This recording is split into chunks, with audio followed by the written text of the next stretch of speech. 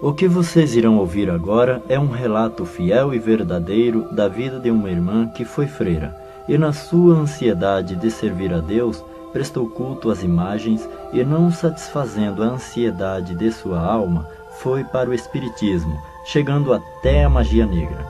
Sabemos que a senhora usou vários nomes. Qual é o seu verdadeiro nome? Meu nome é Dalva de Oliveira Morgado. Irmã, como foi a sua ida para o convento? Aos 8 anos de idade, eu comecei a estudar numa escola de freira e ali eu ficava admirada em ver as freiras usarem roupa diferente das outras mulheres. E procurei saber delas por que elas eram diferentes. E ela explicou para mim que ela era a esposa de Jesus, por isto que ela era separada. E a partir daquele momento eu comecei a sonhar. Eu queria também ser esposa de Jesus. E ali eu comecei a insistir com a minha mãe para me levar para o convento. Mas minha mãe não queria deixar porque eu era a primeira filha dela. E ela tinha muito cuidado e dizia que não, porque eu não poderia mais chegar perto dela, iria ter que viajar e ir para longe. Porém eu insisti muito.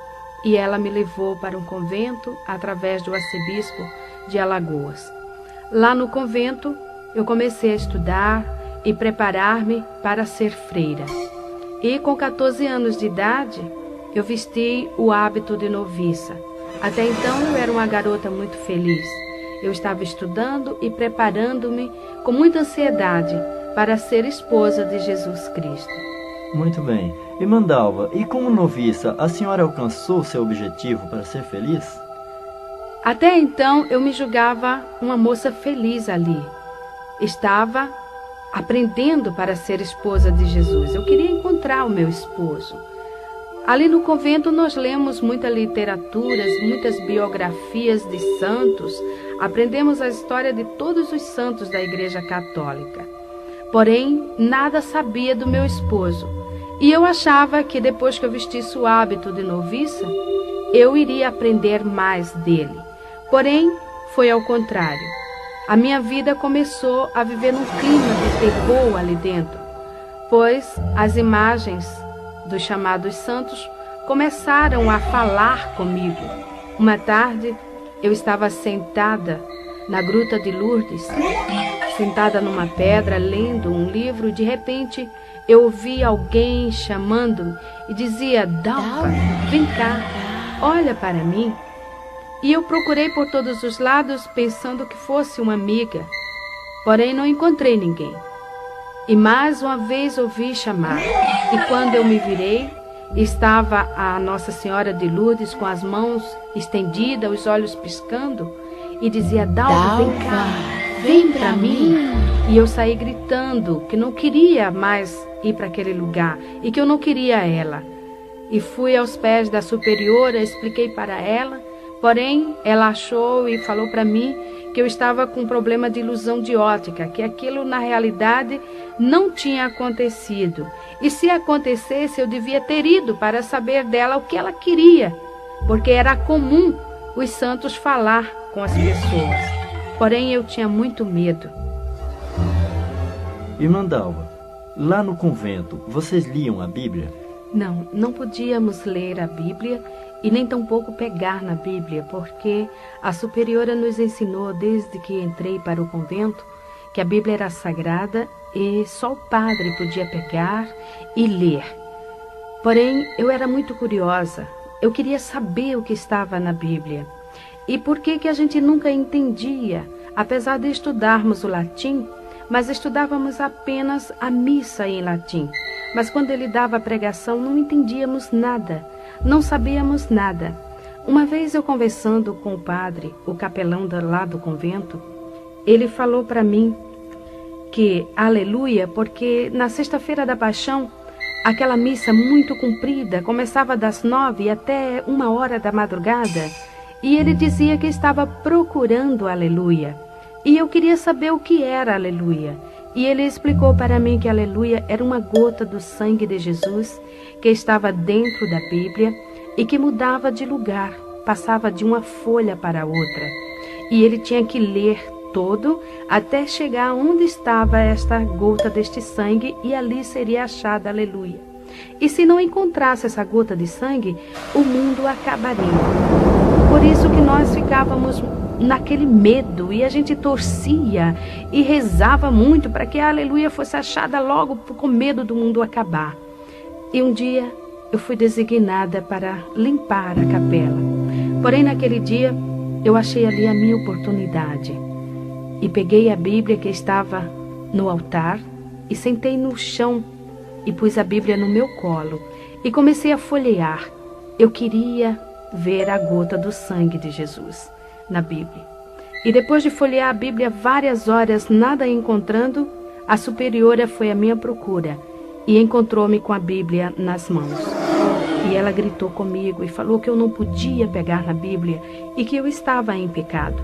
E imediatamente chamou o padre, telefonando para que ele viesse me confessar, porque eu peguei na Bíblia. Então eu me confessei e ele passou uma penitência para mim de rezar 50 Ave Maria, 50 Pai Nosso, 50 Credo, ato de confissão, isso durante 30 dias. E ainda peguei 33 dias de castigo. Não podia nem almoçar e nem jantar, só tomava o café da manhã. Esta foi a minha penitência, por simplesmente pegar na Bíblia, procurando alguma coisa que fosse do meu esposo, porque isto era o que eu queria, era ser esposa de Jesus. Ocorreu também um fato muito estranho ali no convento. Eu, junto com minhas colegas e as alunas do orfanato, resolvemos brincar de esconde-esconde.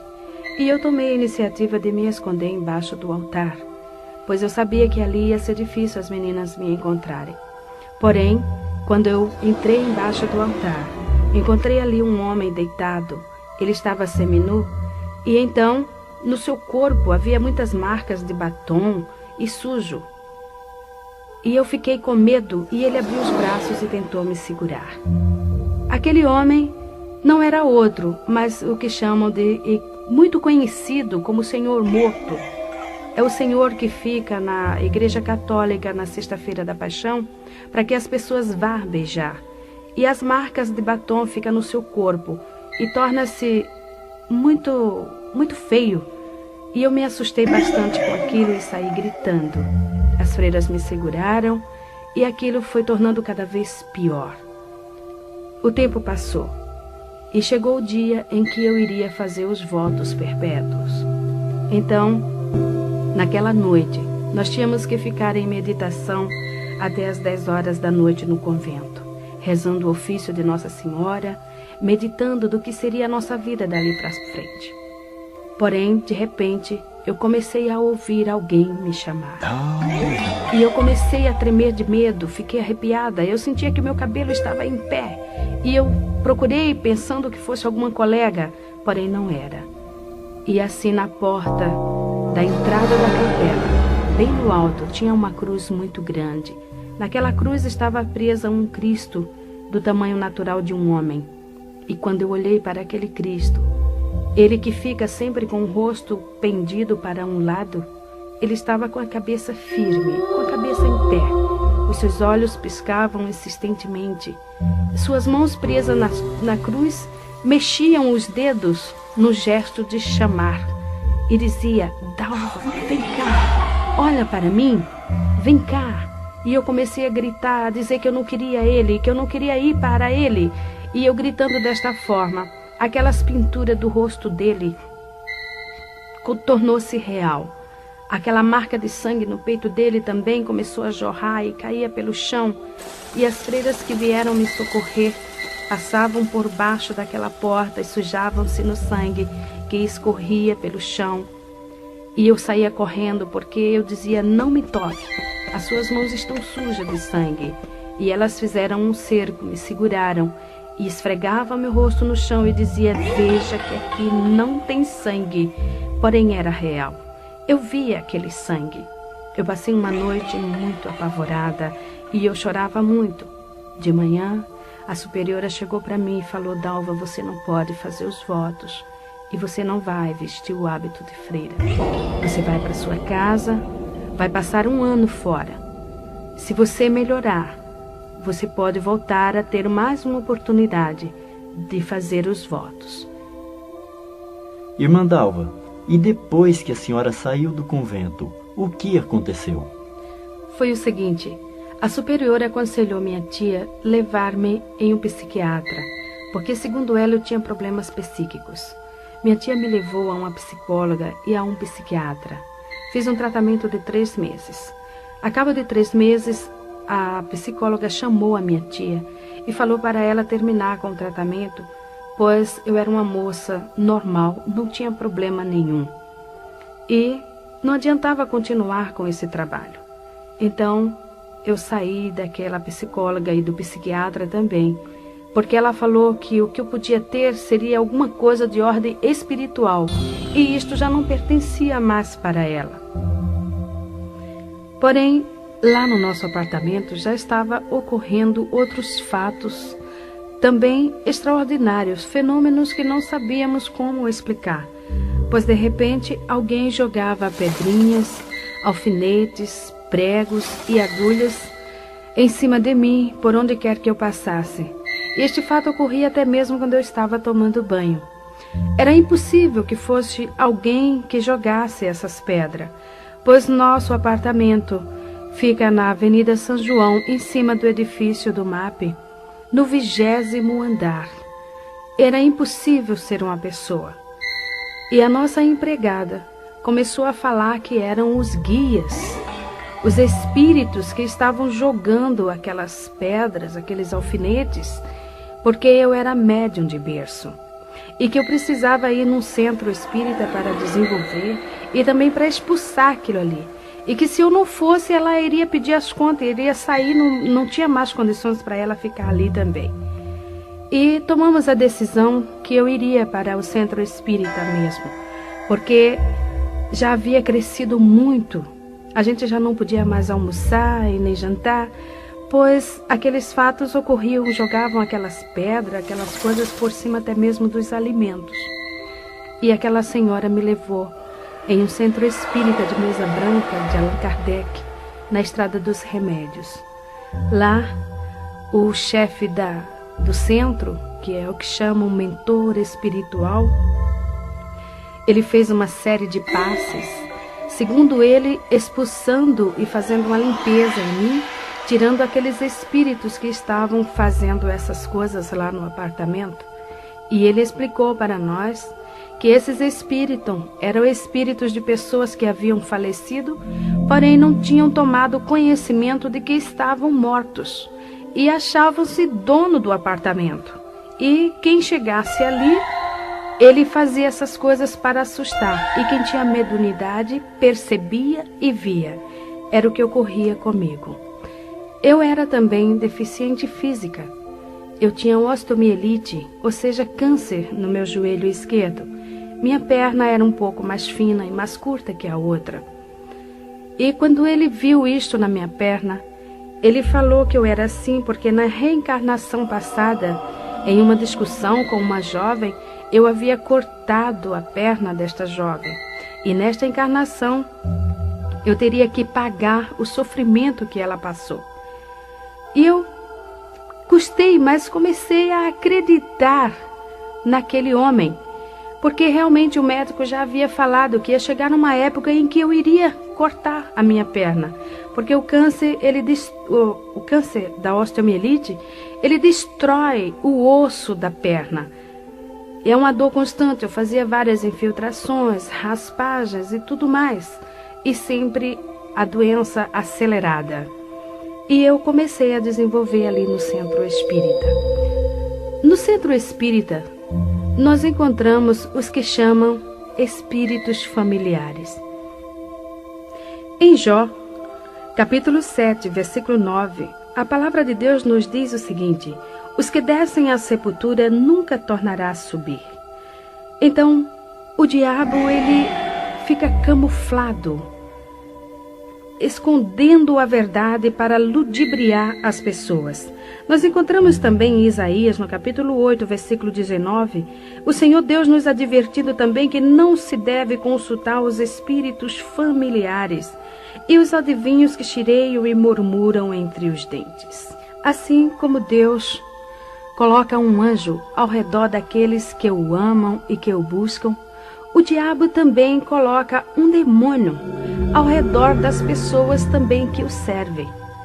E quando aquela pessoa vem a falecer, aquele demônio assume a personalidade daquela pessoa, passando-se por ela, e manifesta no centro espírita e diz para as pessoas que estão ali presentes: eu sou teu pai, eu sou a tua mãe, eu sou teu irmão, o teu vizinho, o teu amigo.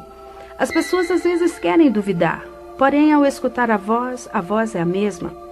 E também aquele espírito diz: olha, eu gostava de usar uma roupa desta cor, eu usava este terno ou mesmo este vestido, e eu gostava de comer este tipo de comida, e eu deixei na gaveta um objeto assim, um bilhete escrito no bolso da camisa, está no guarda-roupa assim, e a pessoa vai procurar e lá encontra exatamente como o diabo falou, e passa a acreditar naquele demônio, porque tudo isto não passa de demônios.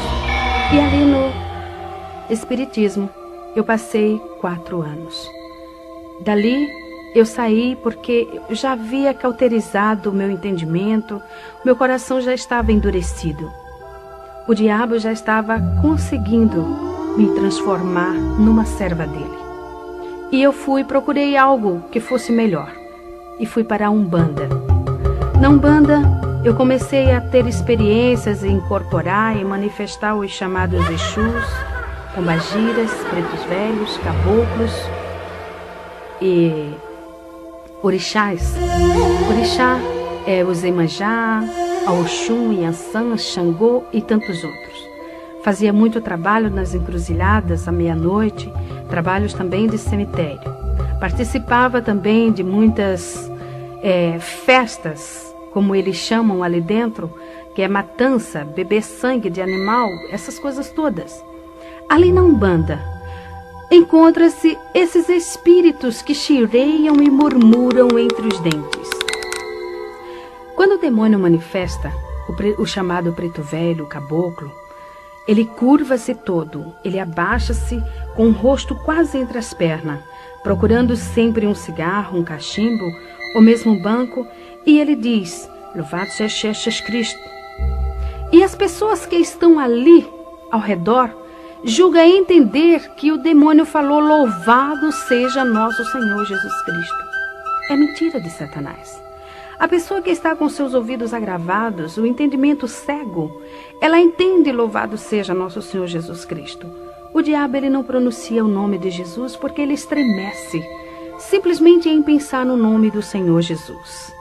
Mas eu também estava cega, eu também estava ludibriada. Meu coração já havia virado uma pedra. E depois de passar quase 5 anos na Umbanda, chegou um dia em que o chefe do terreiro chegou para mim e falou: Dalva, aqui não dá mais para você ficar, porque aqui ou eu ou você já está sabendo mais do que eu, você já recebe mais entidades do que eu, os trabalhos mais pesados já é você que faz, então procura algo mais forte, sai daqui. Irmã Dalva, segundo essa expressão do chefe do terreiro, o que significa essa palavra mais forte, um lugar mais forte? É o seguinte, a Umbanda tem uma grande diferença do Candomblé. Na Umbanda os umbandistas julgam-se que eles fazem somente o bem, eles não fazem o mal, eles só procuram ajudar. E não tem essas matanças, não raspa a cabeça, não faz essas coisas. O diabo ali, ele é mais sutil, enganando as pessoas, com essa história de que os pretos velhos são os negros africanos, os caboclos são os índios que morrem, enganando assim as pessoas. Lembro-me bem quando eu estava na Umbanda uma vez, o preto velho manifestou e falou: quando o meu senhor batia em mim, ele me colocava em cima de uma pedra de gelo, até aquele gelo derreter. Eu estava ali sentado naquela pedra e ficava todo congelado. Hoje eu sei que o diabo estava mentindo, porque naquela época não havia geladeira. O homem ainda não havia inventado geladeira. Como aquele homem podia estar em cima de uma pedra de gelo? Mas quando estamos ali, somos cegos, não observamos essas coisas, totalmente cegos. Então, eu fui para o candomblé. O candomblé é mais forte do que a Umbanda, porque lá eles têm os chamados segredos de camarinha, os fundamentos, como eles chamam, é uma religião. Agora ela é religião. Ele veio da África para o Brasil e assumiu um poder muito grande aqui no Brasil, onde existem muitos adeptos, inclusive muitas autoridades, muitas pessoas aí de grande cultura, pertencendo ao candomblé, achando que está fazendo uma grande coisa. A diferença é essa, que o candomblé ele é mais forte. O diabo ali ele já está mais assim, vamos dizer, aberto. Ele já se mostra mais com maior poder. Ele mostra a força que ele tem e o domínio que ele assume nas pessoas. Então ali no candomblé, eu entrei de roncó para fazer cabeça. Irmã Dalva, uma pergunta. O que significa essa palavra roncó? Roncó é um quarto pequeno, sem janelas. Ele só tem uma porta de entrada. A pessoa fica ali recolhida durante 30 dias, quase nua.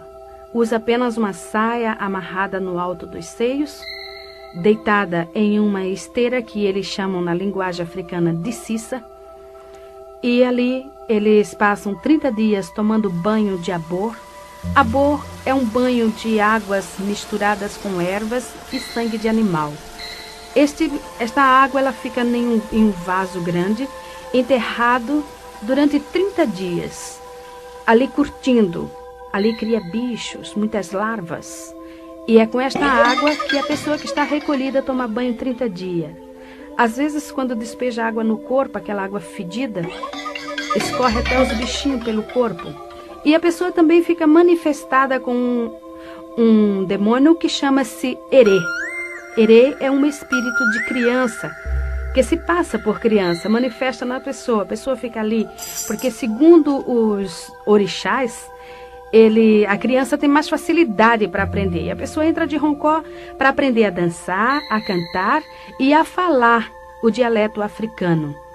O candomblé que eu entrei era da nação de Angola, mas ali dentro a gente aprende o Jexá, o Queto e a Angola. Ali fiquei 30 dias, eles rasparam a minha cabeça totalmente. Fiquei 30 dias manifestada com este demônio. E o que ocorre, às vezes, quando toma aquele banho que os bichinhos ficam andando no corpo, o Herê, o demônio que está na pessoa, pega aqueles bichinhos e vai comendo. Com isso, nós vemos que o diabo é sujo. E tudo quanto está ao seu redor, e ele procura também levar a pessoa no mais baixo grau, levando a comer sujeira, a comer larvas. A pessoa fica ali dentro, a comida que vem são comidas que vêm sempre misturadas com sangue. São comidas, a gente não come o arroz, o feijão natural, é sempre aquelas folhas maceradas, é sempre coisas totalmente diferentes de um alimento normal de um ser humano. E depois de 30 dias que está passando por esta fase toda, que já aprendeu a dançar, já foi raspada a cabeça, então dá-se a matança de 21 animais. Aquele animal é tudo ele cortado em cima da pessoa, o sangue derramado no seu corpo e espargido em cima dos que eles chamam de sacudimento. São comidas que ficam ali expostas em tigelas e também pega-se com uma pedra que chama otá. Ali fica preso naquela pedra a vida da pessoa. Tudo que o pai de santo ou a mãe de santo quiser fazer com a pessoa, pega aquela pedra e chama pelo nome do orixá através daquela pessoa, porque a pessoa também recebe o nome do orixá, o nome que o próprio orixá vai dar no dia da saída dele, que chama saída do santo. Então ali ele pode fazer o que ele quiser com a pessoa, desde que é feito essa matança. Depois que é feita também curas, cortes no corpo da pessoa, que eles chamam de fechamento de corpo, que esses cortes são feitos com a navalha. No meu corpo ainda existem essas marcas, mas o Senhor, pela sua misericórdia, está fazendo desaparecer, mas ainda existem marcas, como o irmão mesmo pode ver. Tem marcas ainda nos meus braços que comprovam isto. São as curas feitas. Também eles cortam no alto da cabeça, onde vai ser derramado o sangue, que eles chamam de axé. E depois o orixá sai para dar o nome. Irmã Dalva, o que é orixá? Orixá é uma palavra africana que vem do jeje. Então orixá significa santo para ele. E em vez de chamar santo, chama orixá. Por isso que dá-se o nome de pai de santo, ou seja, pai de orixá. E a pessoa recebe o santo. A pessoa tem o santo de frente, tem o do lado esquerdo e o do lado esquerdo, do lado direito. Então o de frente, que é o pai ou a mãe. No meu caso, eu tinha o santo que eles chamavam Oxum Apará e o Logum Edé. Que esses orixás, a Oxum Apará, segundo eles diziam que era uma santa guerreira. Por isso que eu era muito agitada, muito bagunceira, muito briguenta. E também o Logum Edé. Logum Edé é um príncipe de Satanás. Fiquei sabendo isso depois que eu me encontrei com Jesus. Ele saiu. Então, ele saiu, foi ele que fez a festa, uma festa de 3 dias, dia e noite, tocando e a gente dançando, ali manifestada naqueles demônios. Primeiro sai o erê. O erê ele sai todo pintado, com bolinhas brancas na cabeça, totalmente raspada. Depois sai a que chamam mãe de cabeça, que no caso seria o Oxum Apará. E depois sai o último, que era o pai, o Logum Edé. Todos eles vestidos tipicamente. Uma coisa muito incrível é que eles usam vestimentas africanas que falam muito com as roupas das imagens, né, dos santos chamados católicos, porque há uma assimilação muito grande da história desses orixás com as histórias dos santos católicos. Por isso que os africanos, o Brasil aceitou muito o sincronismo do africano aqui no Brasil devido à história desses orixás. Uma coisa muito incrível também, e doloroso de nós falarmos sobre isso, é sobre a padroeira do Brasil. Porque nós sabemos do candomblé que esta estátua é uma estátua africana. Ela veio junto com os negros, no navio negreiro, em um dos navios. E no candomblé existe um ritual que a imagem que é quebrada a cabeça, ela tem que ser jogada no rio. Ela não pode. E segundo o que nós aprendemos ali dentro, essa estátua seria a Oxum. É uma jovem escura e usa aquela vestimenta da que chamam Aparecida. É aquela mesma roupa e quando sai no candomblé, ela sai vestida daquele jeito. Por isso o nosso Brasil está numa miséria total, porque está servindo não a Deus. Então ali, depois que sai vestido tipicamente, no dia seguinte, no final de tudo, dá-se o que eles chamam de axé do santo, ou seja, despachar aquelas matanças todas. Já passou 7 dias. As vísceras dos animais são fervidas em azeite do dendê e colocada no altar, ali no roncó, para depois levar para o quarto do santo. Aquelas coisas ali expostas ficam podres depois de 3 dias. Mas a mãe de santo, o pai de santo, manifesta a Iaô, porque quando a pessoa entra de roncó é para ser Iaô, ou seja, inicianda. A palavra Iaô significa inicianda, ou seja, aprendiz. Ela vai aprender para mais tarde ser mãe de santo de candomblé. Então, ali dentro, ela manifesta de novo no santo e a mãe de santo tira pedaços daquelas vísceras que já estão totalmente estragadas e dá para o santo comer. Então a pessoa come aquelas vísceras, metade quase daquelas vísceras estragadas. E eles ainda pegam a cabeça dos animais, cozinham misturada com farinha, até os ossos derreterem. Depois que derrete tudo aquilo, fica aquele pirão. Então ali o erê manifesta e senta ao redor daquela panela e come tudo aquilo, deixando apenas os ossos, que vai ficar junto com aquela pedrinha chamada otá. Porque ali está o que eles chamam de fundamentos. É o fundamento da Iaô. Se o pai de santo quiser matar a Iaô, ele vai fazer bruxaria, ele vai fazer a feitiçaria, ou seja, a macumba, com aquela pedra e com aqueles ossos. Depois de 30 dias, eu me vi numa tarde, deitada em uma esteira assim na calçada, e alguém chamava por Dalva. E eu demorei bastante para descobrir que a Dalva era eu. E quando eu respondi, eu levei uma varada nas minhas costas, que ardeu e doeu bastante. E alguém me chamou mais uma vez, Dalva. E quando eu respondi, senhora, levei outra varada, e assim foram a terceira e a quarta e a quinta vez. E eu me levantei e perguntei, por que a senhora me bate? O meu nome é Dalva. Ela falou, não, você não é mais a Dalva. A partir de hoje a Dalva morreu, ela não existe mais. O seu nome agora é Itameuá. Este é o seu nome, ou seja, é a sua Digina. Digina, na linguagem Jexá, significa nome. E ela falou também para mim que eu não podia responder a ninguém por Dalva. Se alguém chamasse Dalva, eu não respondesse, porque se respondesse, o santo ia virar aonde eu estivesse. E para mim era difícil me lembrar, muitas das vezes, daquele nome.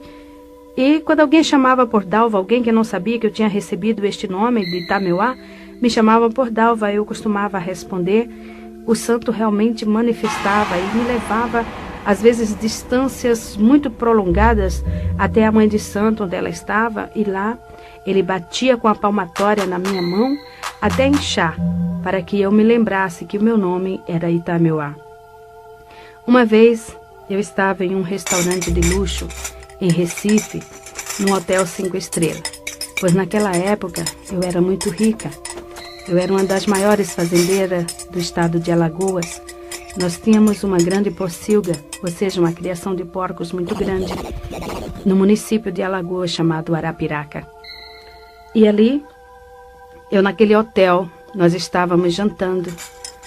Era uma tarde, nós havíamos participado de uma exposição de animais. Os nossos animais tinham sido premiados com medalhas de ouro e nós estávamos ali comemorando.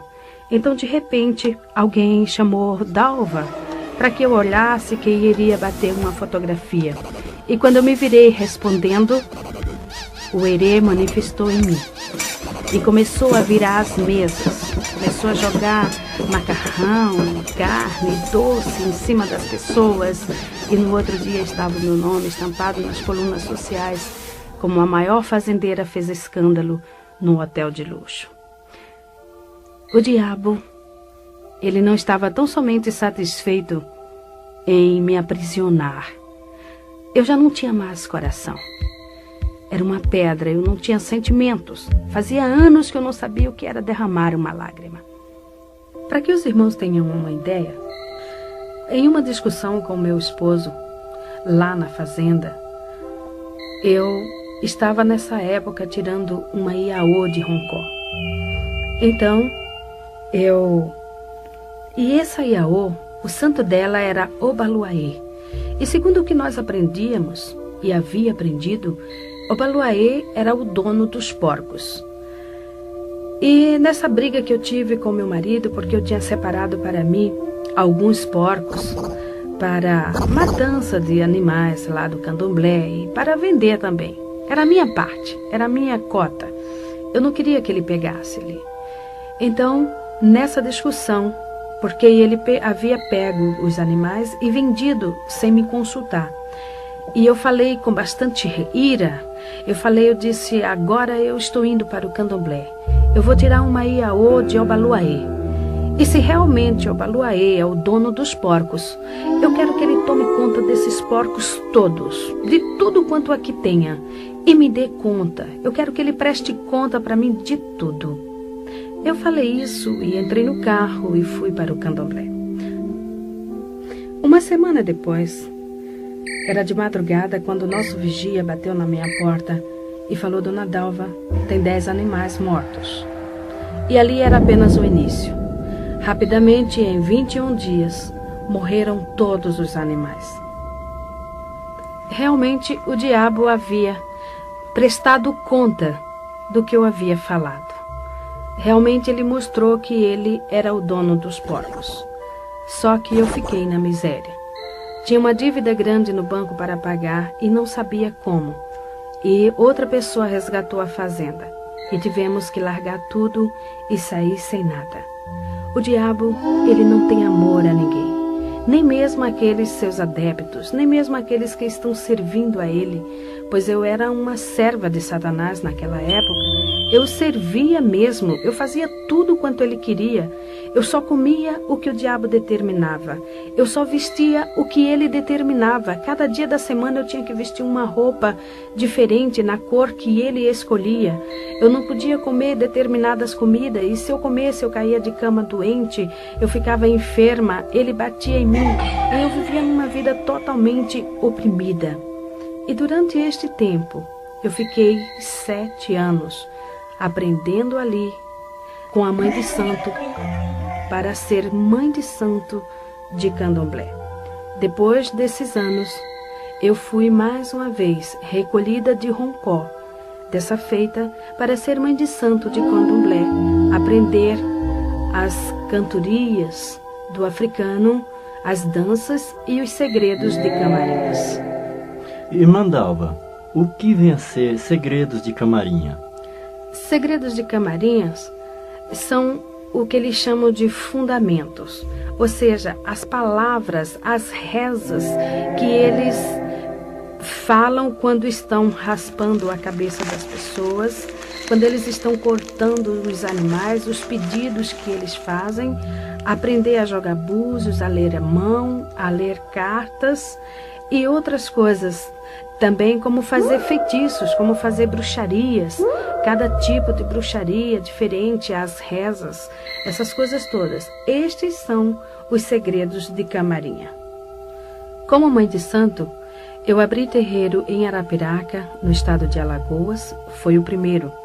O segundo foi em São Paulo, no Jardim São Paulo, lá em Guaianazes. O terceiro foi no Rio de Janeiro e outro em Londrina, no Paraná. Como mãe de santo, eu já estava totalmente dominada pelo Satanás. Meu coração era uma pedra, não tinha sentimentos, não tinha também paz e nem alegria. Era uma criatura muito vazia, porém não mostrava para ninguém. Eu mostrava uma satisfação que na realidade eu não tinha.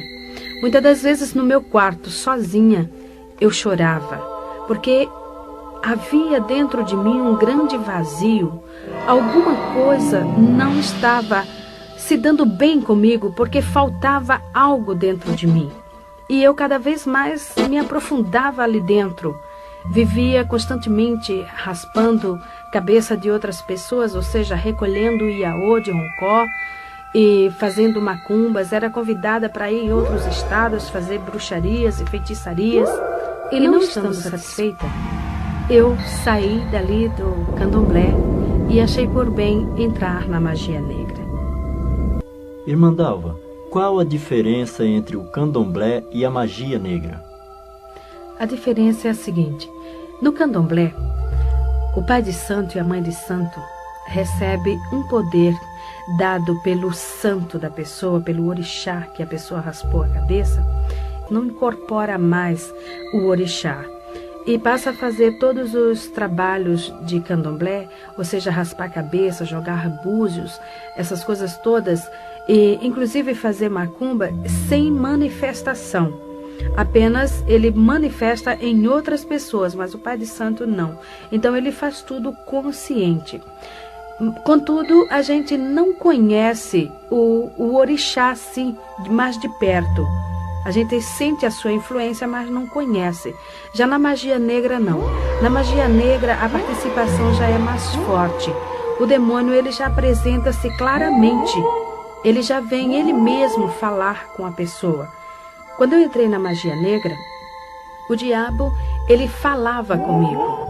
Toda meia-noite eu sentava na mesa, acendia uma vela e ele vinha, puxava outra cadeira e sentava-se em minha frente. E ali ele me ensinava feitiços, bruxarias. Muitos feitiços ele me ensinou e muitas bruxarias. Eu vivia fazendo tudo quanto ele me mandava.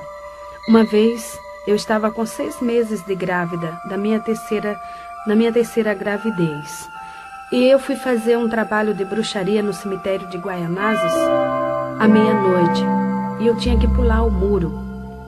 E nesse trabalho eu teria que desenterrar um defunto de 3 dias, cortar sua garganta e fazer o feitiço ali dentro e depois cobrir de novo. E quando eu pulei o muro, levando navalha, faca, levando as farofas, levando aquelas coisas todas que o diabo designava, eu caí de mau jeito e comecei a sentir dores e entrei em trabalho de parto ali. Mesmo assim, eu fui até a cova onde durante o dia eu já havia marcado qual era e consegui desenterrar o defunto e fazer tudo aquilo que o diabo havia mandado. Porém, 2 dias depois eu estava no hospital e perdi meu filho, que nasceu morto. E assim eu continuei. E eu fazia várias perguntas para o diabo. Ele apresentava-se para mim. Muita gente pensa o seguinte, que o diabo é feio, é preto, é torto, é aleijado, tem rabo, tem chifre. Porém, ele não é assim. Ele é um homem e, por sinal, ele é muito bonito. Por isso que ele engana as pessoas. Porque as pessoas julgam que o diabo é feio e, no entanto, ele apresenta-se muito belo, muito bonito e muito inteligente, por sinal. Ele fala também um português muito correto, uma linguagem perfeita. Ele falou também como ele agia nos bailes, nas discotecas. E uma vez eu pude observar também. Ele fica nas costas das pessoas, dançando junto com as pessoas. E depois ele começa a soprar no ouvido das pessoas, mandando fazer algum gracejo com a esposa ou com a namorada do outro. E assim começam as brigas. E quando começa a discussão, os tapas, então ele encosta-se na parede e começa a dar risada e rola pelo chão, balançando com as pernas. E as pessoas que não sabem correm atrás dessas coisas, não sabendo que é o diabo que está induzindo para elas. Uma outra pergunta também que eu fiz para o diabo foi sobre as velas. Eu não conseguia entender por que o diabo pedia tantas velas. Por que quando ia fazer um despacho, ele pedia sempre 21 velas, 70 velas. E por que tantas velas? Então ele explicou para mim. Foi quando eu descobri que o diabo ele não tinha luz. Ele falou para mim, olha, Itameuá, eu não enxergo a luz. Eu falei, mas e o sol? O sol brilha aí durante o dia. Ele falou, não, eu não enxergo o sol. Eu não vejo luz nenhuma. A única luz que eu vejo é a luz da vela. Por isso que eu peço bastante vela. E os meus companheiros também pedem, porque aonde tem uma vela acesa, eu e os meus colegas vamos juntos. Porém, eu quero deixar aqui um lembrete seguinte. Não é aquela vela que o servo de Deus acende na sua casa quando falta luz. São velas oferecidas e sacrificadas aos demônios. Essas velas que se acendem às segundas-feiras para as santas almas benditas, para as almas das pessoas que morrem. Muitos costumam até acender atrás da porta. Não faça isso. Você está atraindo legiões de demônios para a sua casa. Com isso, a sua vida é um inferno. Nada dá certo. É uma opressão que o diabo dá para as pessoas, porque eles ficam alojados, esperando que você acenda mais vela. Por isso que a palavra de Deus diz que todo aquele que está em pecado é trevas. E a trevas não se mistura com a luz. Por isso que o diabo é treva.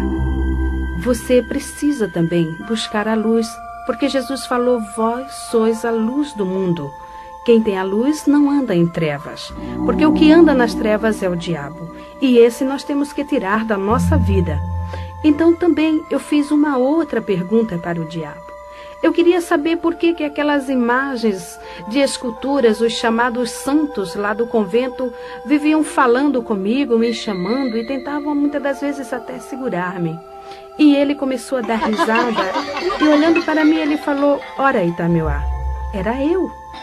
Eu falei, mas como você? Ele disse, é muito simples, cada imagem ela tem um espaço vazio dentro de si. é o espaço exato que me cabe. Eu fico dentro da imagem ou atrás, para ouvir o que as pessoas estão pedindo para poder fazer. E assim, com isso, elas estão me seguindo. Com isso, elas estão fazendo o que eu quero. Irmã Dalva, e do catolicismo até a magia negra, a senhora conseguiu saciar o anseio da sua alma? Não. A minha vida era uma busca constante. Fui para todos esses lugares, procurando encontrar-me, procurando preencher este anseio da minha alma, porque eu sentia dentro de mim um vazio muito grande. Eu não tinha paz. No dia que eu não tinha com quem brigar, eu brigava comigo mesmo. Muitas das vezes eu entrava no meu quarto tão irada e eu puxava os meus cabelos até sentir que o couro da minha cabeça soltava-se de tanta raiva que eu sentia de mim mesmo. Eu não tinha paz, eu não tinha sossego. Faltava alguma coisa, e por isso eu me aprofundava mais e mais e mais ali dentro, porque eu aprendi e sempre falavam para mim que todos os caminhos levavam a Deus, e eu queria saber qual era o caminho que eu estava levando. Mas esse caminho eu não encontrei. A minha outra parte eu não encontrava de jeito algum. Irmã Dalva, como foi que a senhora chegou a conhecer o Senhor Jesus? Bem, 3 anos antes que eu me encontrasse com Jesus, eu estava numa madrugada fria, nevoenta, acendendo uma vela para um demônio chamado Tempo Zará, bem no portão do candomblé.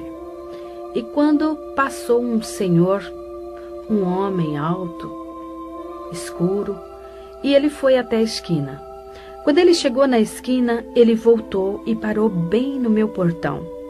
Eu me levantei e antes que eu falasse com ele qualquer palavra, ele estirou a mão para mim e com o dedo em ristre ele falou para mim: a mão de Deus está na tua cabeça.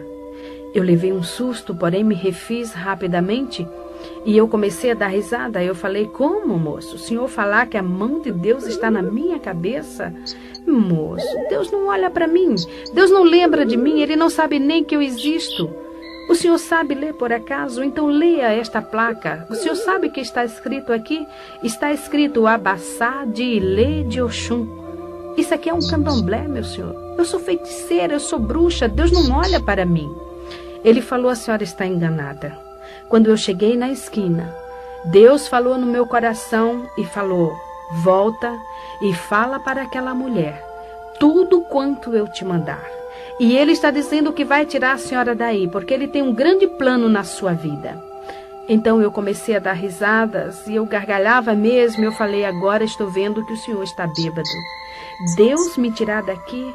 Meu senhor, uma hora dessa, o senhor falando besteira na minha porta. Como que Deus vai me tirar daqui, meu senhor? Deus não vai me tirar daqui nunca. Ele disse: quando isto acontecer, você vai se lembrar das minhas palavras. E baixou a cabeça e foi embora. Nunca mais eu encontrei com aquele homem. Porém sei que aquele homem era um servo de Deus. E o recado dele eu esqueci no meu coração. Passou o tempo. Eu fui morar no Rio de Janeiro, em Nova Iguaçu. Ali abri candomblé. E depois de 3 anos eu tive uma 4ª gravidez. Depois de fazer bruxarias, com as noites que eu não dormia direito, a minha gravidez era doentia, problemática. Eu ia fazer a 4ª cesárea. Minha filha nasceu antes de completar o 7º mês. Era pequenininha. Teve toda sorte de enfermidade. Nasceu com os rins paralisados e internada no hospital da Polícia Militar no Rio de Janeiro. Ela ficou 4 meses. Depois, o médico pediatra me chamou e falou para mim parar com todas as minhas atividades e cuidar somente da minha filha, porque ela requeria um cuidado todo especial, e esse cuidado só a mãe poderia dar. E eu levei minha filha e aquele médico me fez assinar um termo de responsabilidade. Ele falou para mim: dona Dalva, eu estou entregando a senhora a uma criança viva. Esta criança ela pesa apenas 800 gramas, mas está viva. E eu quero que Alice cresça. Toda semana a senhora vai me trazê-la aqui. Pare tudo e cuide só da sua filha. Quando cheguei em casa, eu falei, vou fechar o candomblé por 1 ano para cuidar da minha filha. E assim fiz. Fui até Tinguá, no Rio de Janeiro. Era lá que eu tinha o terreiro. E fechei o candomblé, mandei que os filhos de santo e as pessoas fossem para um outro lugar, me aguardando até o fim do ano. Porém, quando eu cheguei em casa, o diabo apresentou-se para mim e falou, Itameuá, você não pode fechar o candomblé. Eu falei, claro que eu posso, eu preciso cuidar da minha filha. Ele disse, não, você não pode, você não se domina.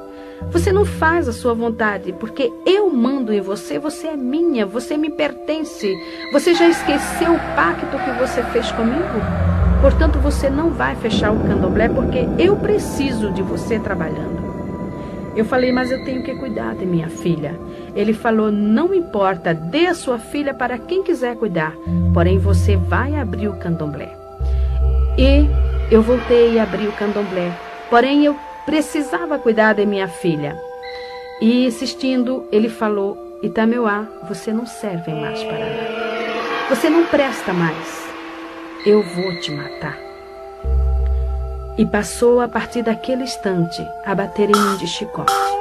Ninguém via o chicote, porém o meu corpo começou a nascer vergalhões, bolhas de fogo, que abria-se, corria aquela água que fedia, e coçava, queimava, ardia. Eu não tinha sossego, eu não podia fazer nada, só me coçando. Fiquei igual uma leprosa. A minha carne fedia, não podia cuidar de minha filha e nem da minha casa. E mesmo sofrendo desta forma, eu era obrigada a bater candomblé todo fim de semana, a ir para os cemitérios, para as encruzilhadas fazer bruxarias e feitiçarias, porque eu não podia parar, que o diabo não deixava. Foi aí então que o meu marido, o companheiro que eu tinha naquela época, nós havíamos casado no candomblé, ele lembrou-se que foi criado num lar cristão. Em Provérbios, capítulo 22, versículo 6, diz, educa o menino no caminho em que deve andar, porque mesmo quando envelhecer não se desviará dele. Ali estava um homem que foi criado no lar cristão. Aos 15 anos de idade, ele ainda estava aprendendo na escola dominical, mas havia desviado-se, enveredando-se por tantos caminhos, até o da bruxaria também. E ele lembrou-se de Jesus e foi reconciliar-se com o Senhor. Ali ele libertou-se também, encontrando-se com Jesus, e juntou-se ao círculo de oração e começou a jejuar e orar junto com as irmãs, para que Deus quebrasse as forças do diabo, para que Deus fechasse o candomblé, para que Deus tirasse todas aquelas pessoas, aqueles chamados filhos de santo, e as pessoas que iam ali para jogar búzios. E a oração do justo pode muito em seus efeitos. Depois de 15 dias, eu não entendia por que o meu marido não vinha para casa, mas ele estava 15 dias de jejum e oração para que Deus me tirasse das garras de Satanás. Então, de repente, os filhos de santo começaram a discutir, e eles viravam para mim, porque no candomblé, o filho de santo é obrigado a respeitar a mãe de santo, tem que chamar de mãe, e quando vem para dar a bênção para ela, ele beija o chão onde ela pisa. Tamanha é a humilhação que o diabo exige da pessoa. E eles chegavam para mim e diziam, mãezinha, eu não vou ficar mais aqui. E pegava os assentamentos dele, a otá dele, os fundamentos, e iam levando. E de repente eu me vi sozinha ali dentro. E fechei o candomblé e fui para minha casa. E mais uma semana de oração, para que Deus quebrasse as forças do diabo que estava no meu coração, para que eu pudesse ouvir a palavra de Deus. Pois o meu marido, ele pegava a Bíblia para ler para mim, porém ele não conseguia, porque mal ele começava a ler, eu caía num sono profundo, ou então o demônio manifestava e me deixava inconsciente 3, 4 dias. E assim, neste sofrimento, eu passei 3 meses, sofrendo desta forma. Porém, as orações, Deus começou a operar. O diabo começou a ver-se quebrado. E chegou para mim numa noite e falou: Itameuá, fala para o Ari te dar dinheiro e comprar tudo quanto for necessário e faz uma obrigação. Faz um bori, porque eu resolvi te perdoar. Irmã Dalva, o diabo perdoou mesmo a senhora? Não, foi um falso perdão. Segundo o diabo, ele chegou para mim e falou, depois que eu fiz a obrigação, ele disse que estava apenas me dando uma nova oportunidade. Só que com muita sutileza ele disse, bem, eu preciso levar alguém no seu lugar. E eu vou levar a tua filha, ela é de 7 meses, e tudo que é de 7 é meu, eu vou levá-la. Eu falei para ele, a minha filha você não vai levar.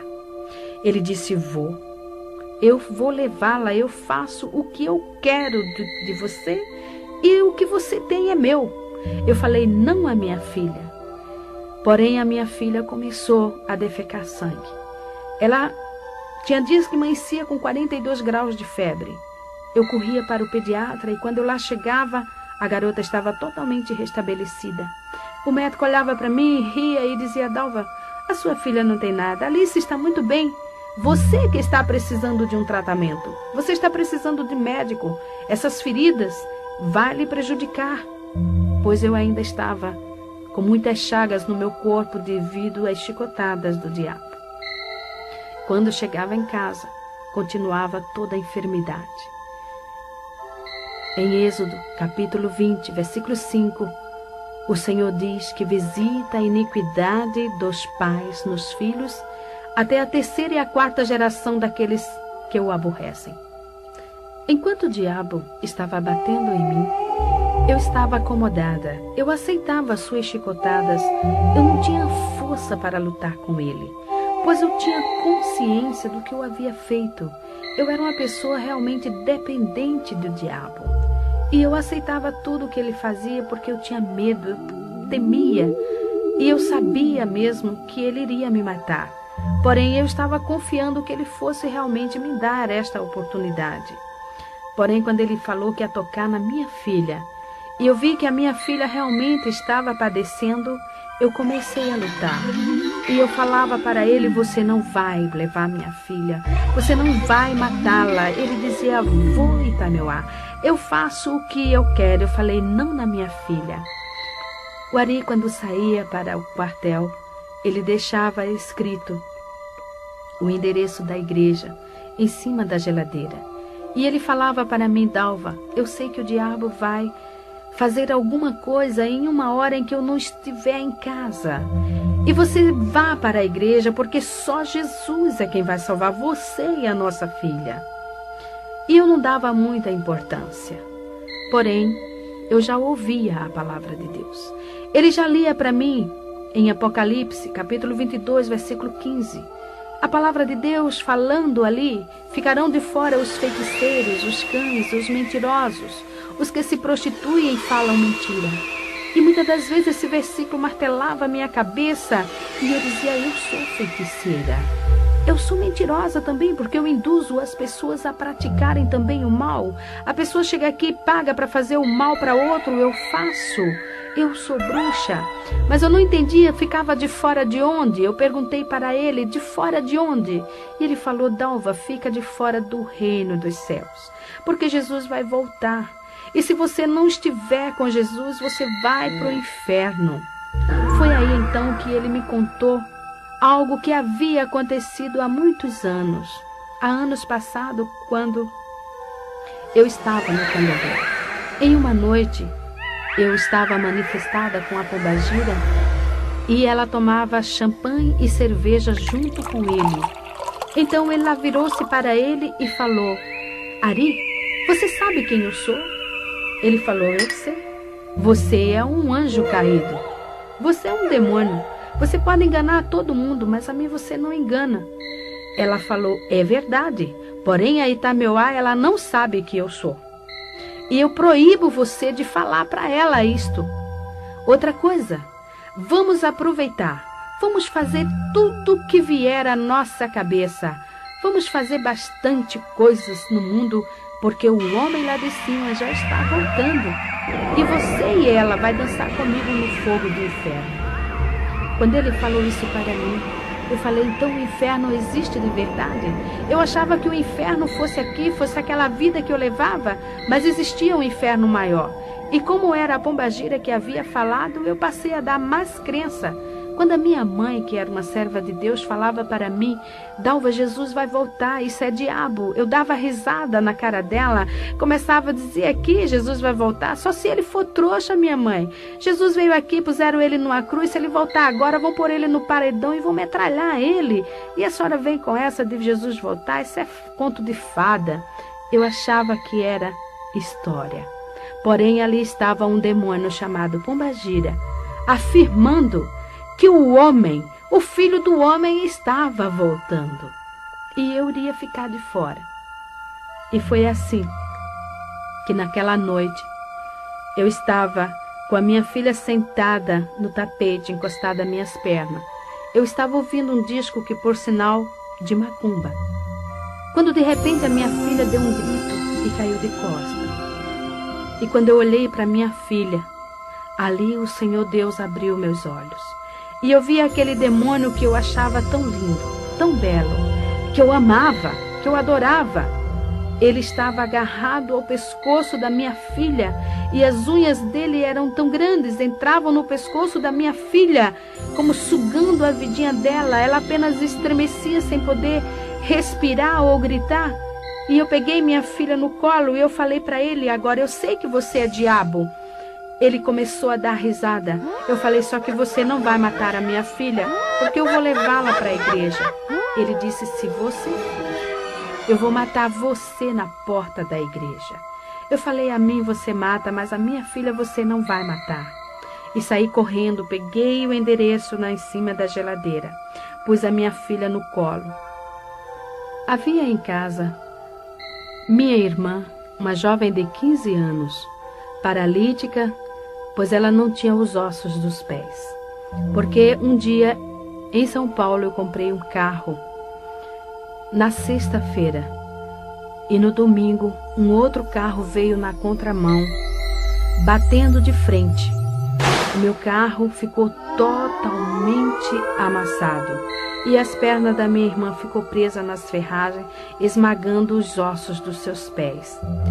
Eu também quase fiquei paralítica, pois tive que segurar o volante do carro com meu braço direito para que não entrasse no meu tórax. Porém, saí do carro, a minha mãe afundou o crânio, pois bateu fortemente. Minhas filhas não morreram, porque estavam sentadas no banco traseiro e foi jogada para o teto do carro. Então, o nosso carro foi vendido para Ferro Velho. Minha irmã foi para o hospital. Lá foi feita a cirurgia, tirando os ossos dos seus pés esmagados. Ficou paralítica. Já havia 3 anos que ela estava. Ela só andava de gatinhas ou de joelhos. Uma jovem que já ia completar 18 anos. Então, ali, vendo minha filhinha morrendo, arrastei a minha irmã de joelho pela rua, com a minha filha no colo apenas estremecendo. O diabo manifestou em um rapazinho que morava lá conosco e ajudava nos trabalhos de macumba e começou a me xingar. Saiu pelo meio da rua me xingando de tudo quanto era palavrão, falando horrores e dizendo que assim que eu chegasse na igreja, ele iria me matar. Porém, eu não dava ouvidos. Apenas eu olhava para minha filha, e cada vez que ela estremecia, eu não me atrevia a pronunciar o nome de Jesus. Eu sabia que eu era indigna de pronunciar o nome de Jesus, mas eu olhava para ela e eu dizia, Jesus dos crentes, não deixa minha filha morrer. E desta forma cheguei na igreja. Entrei correndo com a minha filha no colo, minha irmã arrastando-se de joelho, e joguei minha filha no colo do pastor e falei, ore por ela, salve minha filha, porque o diabo está matando. Se o Senhor tem poder, faça alguma coisa, cure a minha filha. Ele disse: eu não curo, porém Jesus Cristo cura. E orou na minha filha. E imediatamente eu vi quando aquele demônio soltou a minha filha. E ela começou a rir e veio para o meu colo dando risada. Naquela hora, o Espírito Santo começou a tocar no meu coração. Quando eu leio na palavra de Deus, o Senhor Deus falando para o seu povo: tirarei de vós o coração de pedra e darei um coração de carne. Eu me alegro e me regozijo e digo: Senhor, tu fizeste esta cirurgia em mim, porque o meu coração era pedra. Eu não tinha sentimentos, eu não tinha amor, eu não tinha nada dentro de mim. Faziam uns 10 anos, mais ou menos, que eu não sabia o que era derramar uma lágrima sequer. E ali naquele instante, estava eu chorando. Dos meus olhos saíam lágrimas copiosamente, porém eu, envergonhada, olhava para os irmãos de um lado para o outro e eu dizia: por que eu estou chorando? Eu não quero chorar. Mas quanto mais eu assim falava, mais eu chorava. E naquela hora também o pastor virou-se para minha irmã e falou: jovem, fica em pé, eu vou orar por você, porque você precisa de Jesus. Então a minha irmã estirou os pés e mostrou para o pastor e falou: eu não fico em pé, porque os meus pés não têm ossos. E ele, olhando para aqueles pés atrofiados, falou para ela: Jesus pode te dar ossos novos. Você crê nisso? Você quer Jesus na sua vida? Ela falou: eu quero. E ele orou sobre os pés da minha irmã e ela imediatamente ficou de pé. Começou a correr, a andar ali na igreja. Eu comecei a soluçar. Eu olhava para minha perna com câncer. A minha perna continuava com a mesma enfermidade. Aqueles guias haviam me prometido curar e nunca me curaram. E ali estava, num piscar de olhos, a minha irmã andando, correndo, com os pés novinhos e a minha perna afinando e diminuindo de tamanho. Foi quando o pastor virou para mim e falou: senhora, eu vou orar agora por você. Eu olhei para ele e falei: não toque em mim, porque o diabo falou que ia me matar aqui. Se eu morrer, o senhor vai para a cadeia. Ele falou: mas Jesus te ama. Eu falei: moço, Deus não olha para mim. Eu sou feiticeira. Eu tenho candomblé, eu sou da magia negra, eu já fiz pacto com o diabo, eu conheço o diabo face a face. O senhor acha que Jesus olha para mim? Ele falou: irmã, Jesus falou: vinde a mim todos os que estáis cansados e oprimidos, e eu vos aliviarei. Tomai sobre vós o meu jugo e aprendei de mim, que sou manso e humilde de coração, e encontrareis descanso para vossas almas. E a senhora está precisando disso. O diabo está lhe oprimindo. Jesus ama a senhora. Ele te perdoa. Quando ele falou perdoa, eu falei: o senhor acha mesmo que Jesus vai me perdoar? Ele falou: Jesus vai te perdoar, porque ele morreu na cruz do Calvário por você. Ele derramou o seu sangue para lhe redimir. Ele liberta você de todos estes demônios. Basta que você entregue a sua vida para ele. Você quer Jesus? Eu não podia falar. As lágrimas eram demais, eu soluçava. E eu sei que naquele instante, não somente a minha boca falou, mas como minha alma, meu espírito, todo o meu ser falou: eu quero Jesus. Quando eu fechei meus olhos e o pastor pôs a sua mão na minha cabeça, eu vi o diabo pular na minha frente. E ele, que era tão belo, começou a crescer e de repente começou a cair casca dele. Eram cascas que caíam e ele foi transformando-se em um monstro. E era muito grande, muito alto. O pé dele era enorme e levantou a perna dele e me pisou. Eu caí no chão, aquele pé me esmagando. Eu queria movimentar-me e não podia. Eu queria gritar, também não podia. Eu queria respirar e não podia. E eu pensei: agora eu estou morrendo. Mas ao longe, eu ouvia a voz do pastor que dizia: demônio, em nome de Jesus, sai! Sai! Porque enquanto eu me via nesta situação, na realidade estava manifestando legiões de demônios. demônios que xingou o pastor, demônios que quebrou bancos na igreja, demônios que chamou o pastor para brigas, fez horrores dentro da igreja. Por último, fiquei caída ali no chão. E o pastor me falou que eu já estava ficando roxa, pois não respirava. E ele começou a clamar por Jesus e ele falou: Senhor, o que eu faço, Senhor? Esta mulher está morrendo. E ele falou para mim que o Espírito Santo falou no coração dele: quem está matando esta mulher é um príncipe de Satanás. Chama um querubim para que te ajude. E eu ouvi a voz dele bem distante falar: Senhor, manda um querubim para expulsar esse espírito de Satanás que está matando esta mulher.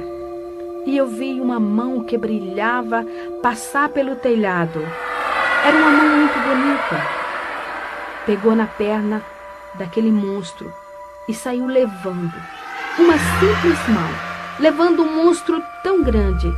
E eu sei que era a mão do meu Jesus, porque naquela mão havia uma cicatriz. E era a cicatriz do prego que furou a mão de Jesus. Aquela mão, eu sei e tenho certeza que era a mesma mão que aquele servo de Deus, 3 anos antes, tinha visto sobre a minha cabeça. Realmente ali estava cumprindo-se a profecia que o Senhor havia falado na boca daquele servo. Me levantei ali do chão, leve. Eu não sentia o chão nos meus pés. Sentei no banco e comecei a lembrar de tudo. De tudo quanto eu havia praticado e feito, e como Jesus era bom. Eu estava leve, aquele fardo havia tirado, realmente o Senhor havia levado meu fardo. Eu não tinha mais raiva dentro de mim, não tinha mais ira. Realmente eu estava transformada, realmente eu estava ali nascendo uma nova criatura. Mandalva, agora com Jesus eu creio que a senhora conseguiu satisfazer o anseio da sua alma, não é verdade? É sim. Agora eu posso afirmar que sou uma mulher realizada.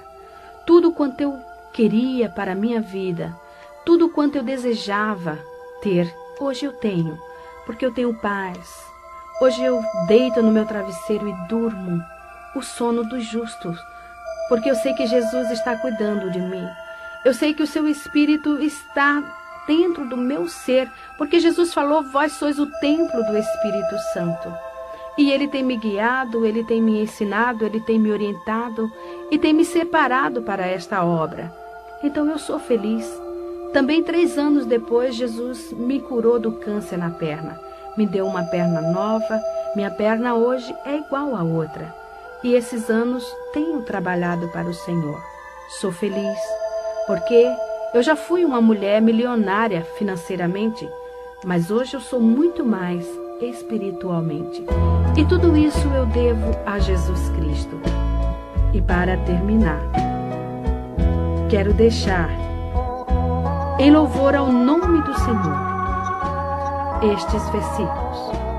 Amo ao Senhor, porque Ele ouviu a minha voz e a minha súplica, porque inclinou para mim os seus ouvidos, portanto invocá-lo-ei enquanto viver. Cordéis da morte me cercaram, e a angústia do inferno se apoderaram de mim. Encontrei aperto e tristezas. Então invoquei o nome do Senhor. Ó Senhor, livra a minha alma. Misericordioso e justo é o nosso Deus. Estava abatida, mas Ele me livrou. Porque Tu, Senhor, livraste a minha alma da morte, os meus olhos das lágrimas e os meus pés da queda. Ó Senhor, deveras sou Tua serva. Soltaste as minhas ataduras. Oferecer-te-ei sacrifícios de louvor e invocarei o nome do Senhor na presença de todos os povos. Amém, amém.